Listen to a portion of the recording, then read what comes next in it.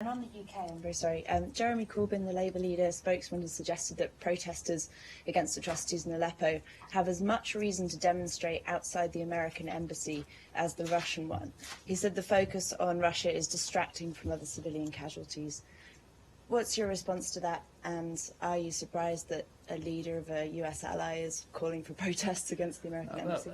Having American views and policies criticized and debated in public is not something new to us. I'm not going to respond to every bit of rhetoric from every leader around the world about what they perceive our motives will be. What I can say is this.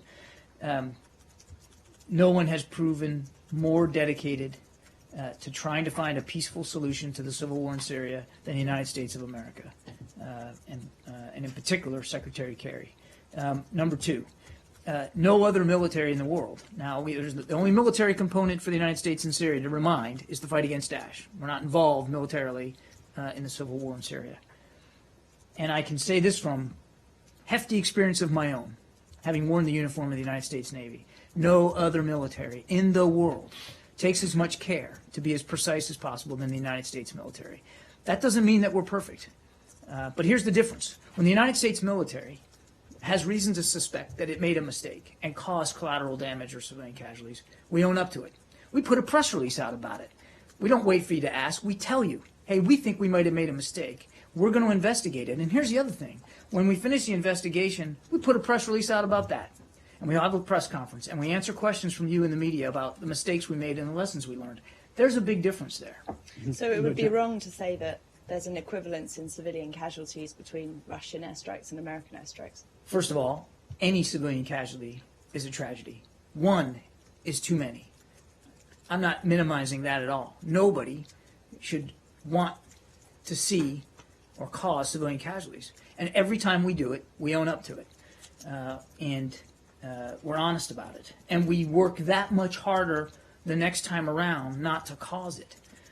The difference is, when we're talking about, let's just talk about operations inside Syria. Again, to remind, our military operations are against Daesh, not against the regime.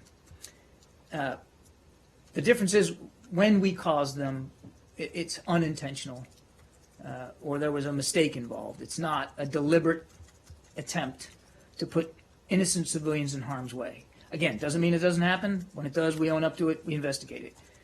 What we've seen in and around Aleppo specifically with respect to the Syrian regime and Russian military aircraft is a wanton disregard for the safety and security of civilians and an indiscriminate approach to the bombing, which is absolutely not at all in concert with the way we conduct our military air operations. I want to follow up on the meeting, but I want to ask you about civilian casualties.